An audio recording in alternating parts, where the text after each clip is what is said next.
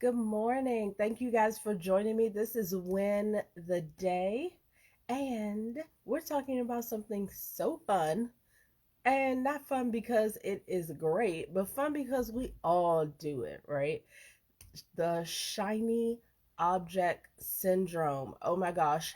When was the last time you saw something, especially for your business? A new app, a new scheduler, a new program, a new way to write your content, an ebook, a mini workshop. I mean, goodness gracious, there's so much out there for us to explore for our businesses. So, we're going to break down what is the shiny object syndrome and how are you going to avoid it. So thanks for joining me today, you guys. I am Tanika D'Souza, the 100K challenge chick. So welcome to all of you who are joining me from YouTube, the podcast, which is called 100K challenge chick, and all of you who are on Facebook live with me or watching as a replay. Welcome to Win the Day.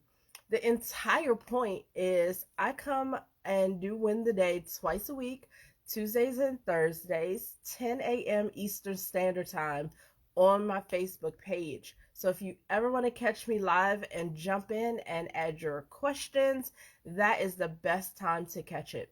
Otherwise, you're listening to the podcast and the YouTube channel, and I love that. So make sure that you subscribe and make sure that you find the podcast wherever you listen to podcasts. So thank you guys so much for joining me. Let's get into these shiny objects. So, what is shiny object syndrome? Shiny object syndrome is basically the way it sounds. Like you are minding your merry old business, and here comes something shiny and new, and it attracts you and makes you think, do I need that? Should I be buying that?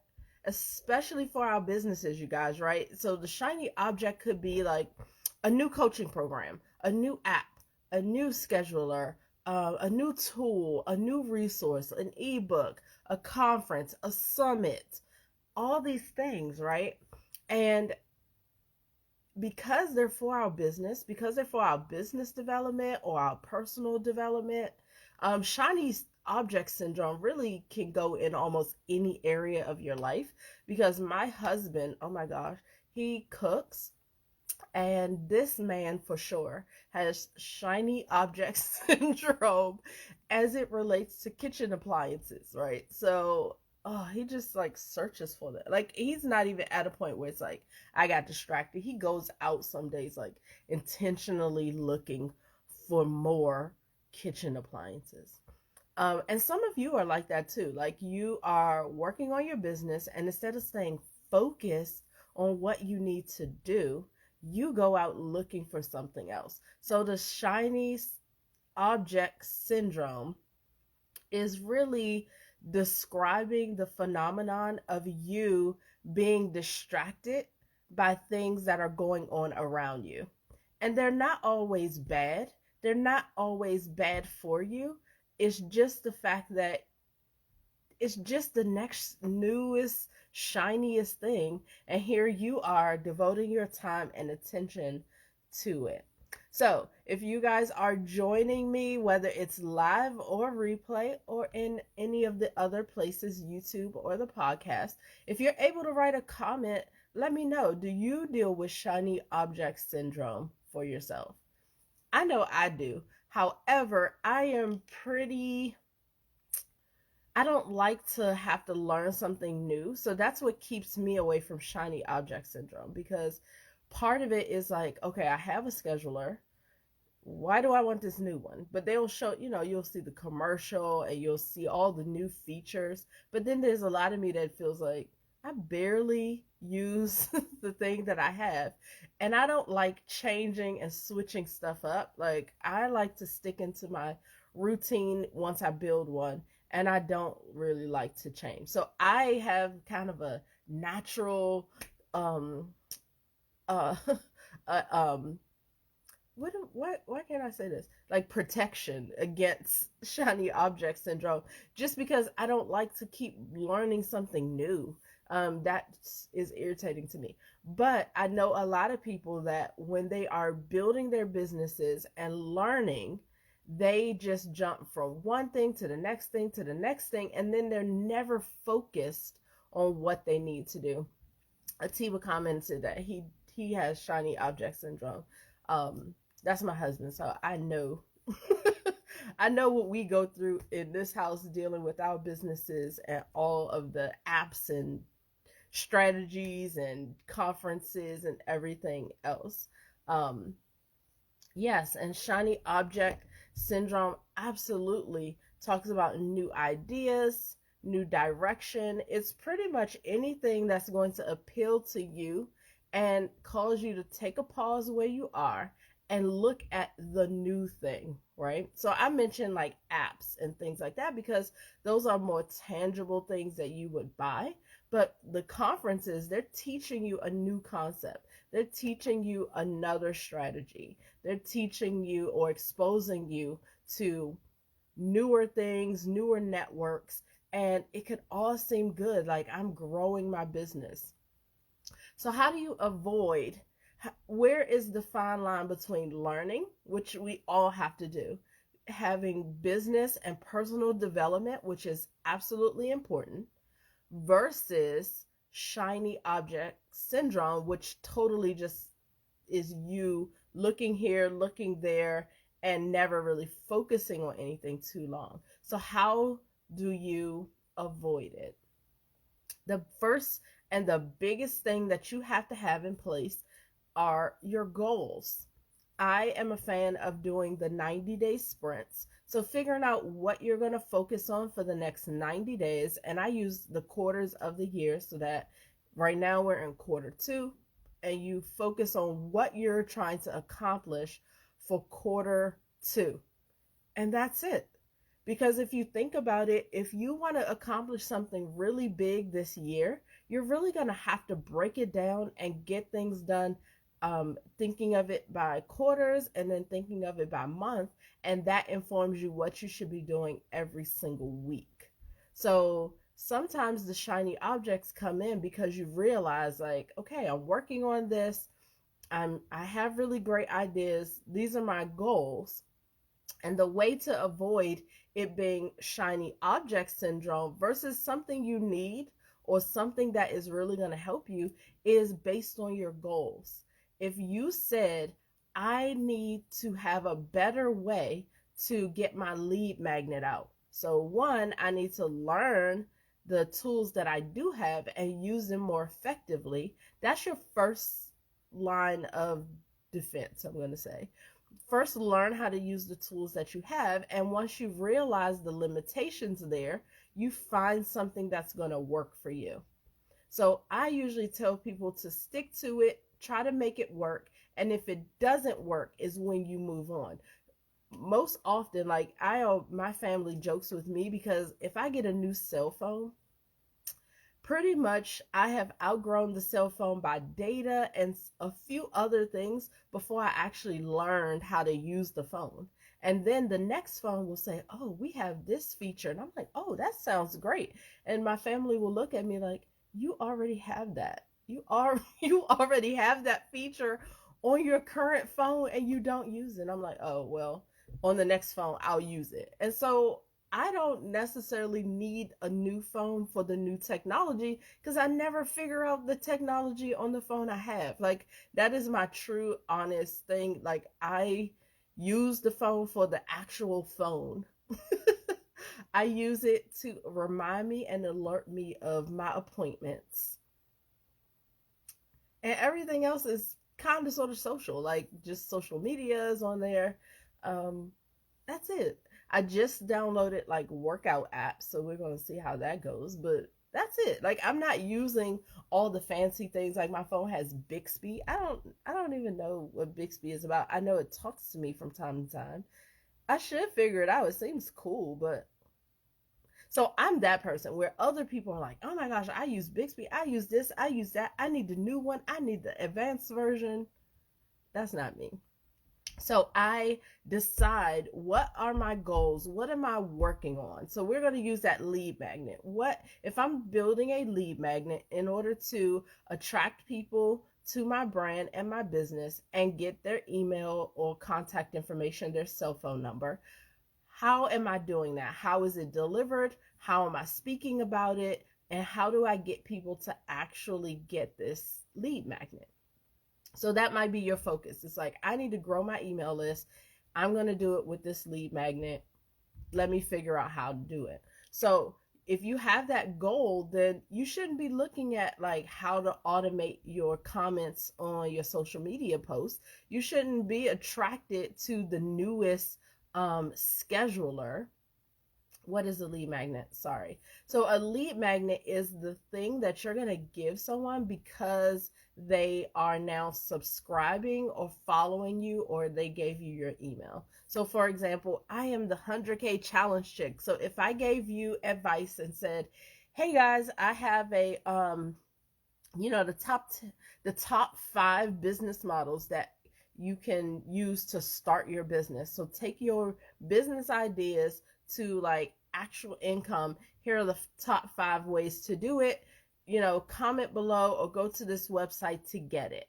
If I say that and they go to the website, put their email address in, and then that form is sent to them, that form or whatever it is that I send is called a lead magnet, because what it did was give my audience, give my potential audience member something that they wanted from me in exchange for their information. So that person has now subscribed to my email list, and they got that 5 points PDF or however I created it in exchange. So a lead magnet is whatever you are offering to your audience in order to attract them to give you their email address or phone number.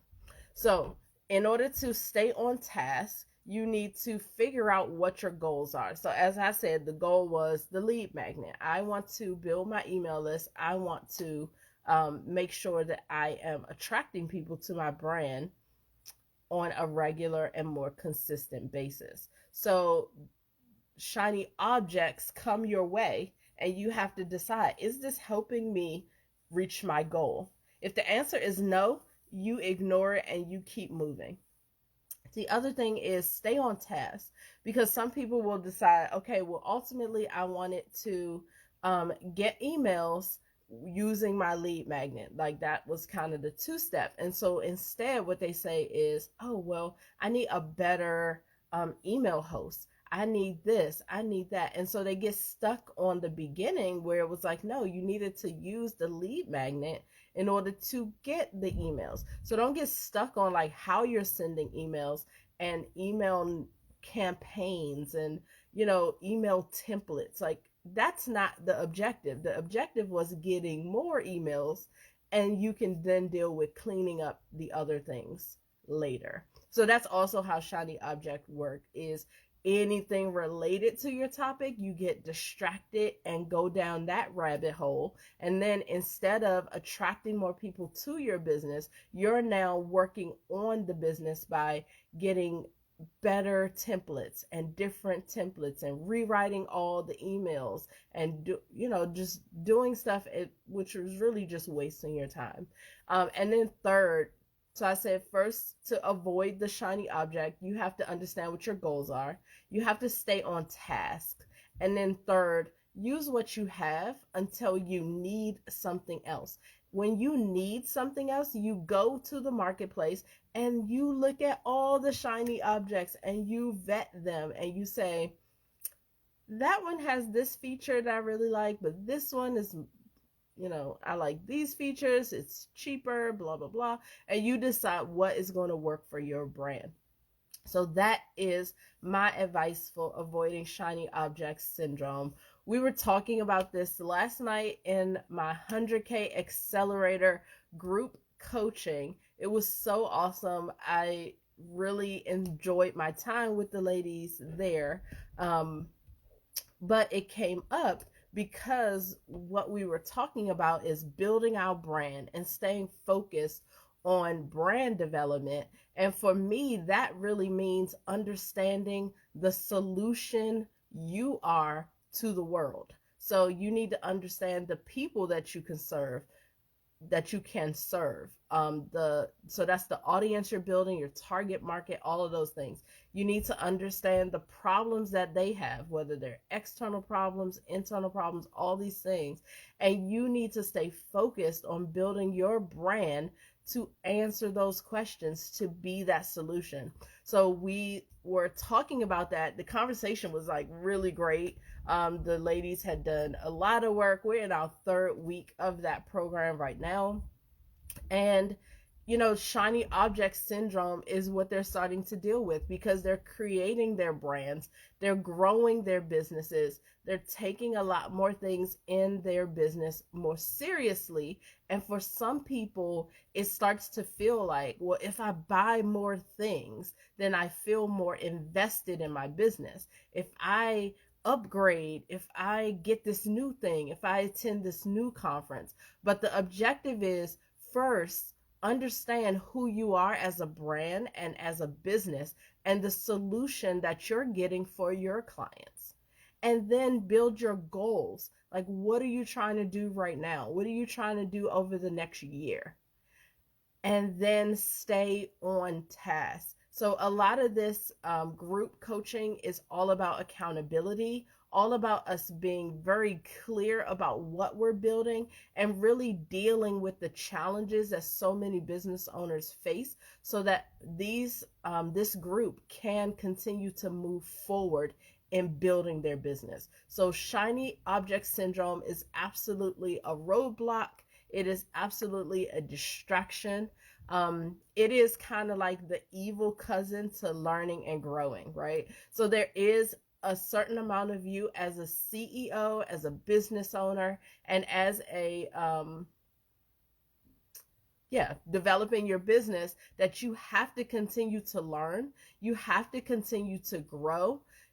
Those things don't stop. However, shiny object syndrome suggests that almost anything that comes up, not almost anything, but a lot of things will come up, look really shiny and new, and you will explore them and waste your time, waste your energy, and for a lot of us, waste money, because we just go buy up everything and think that we are building our business because we've purchased a lot of things. So I really coach my group to stay focused, understand what your goals are, and buy the things, the materials, the apps, the instructions, follow the ideas that are going to make sense for what you are building.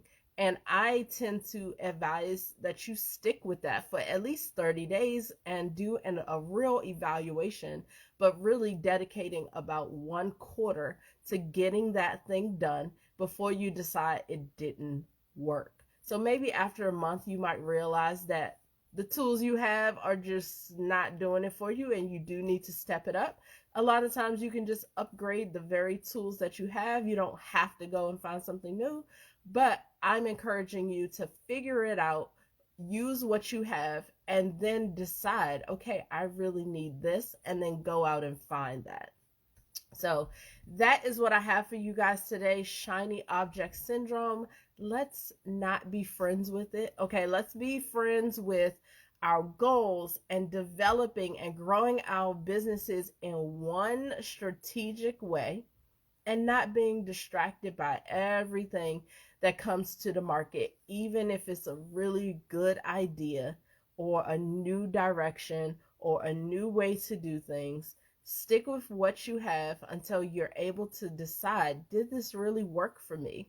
And I promise you, you're probably going to need at least 30 to 60 days worth of data to make that decision. So you guys have a really great day. Thanks for joining me for Win the Day, whether you were on YouTube, the podcast, or Facebook.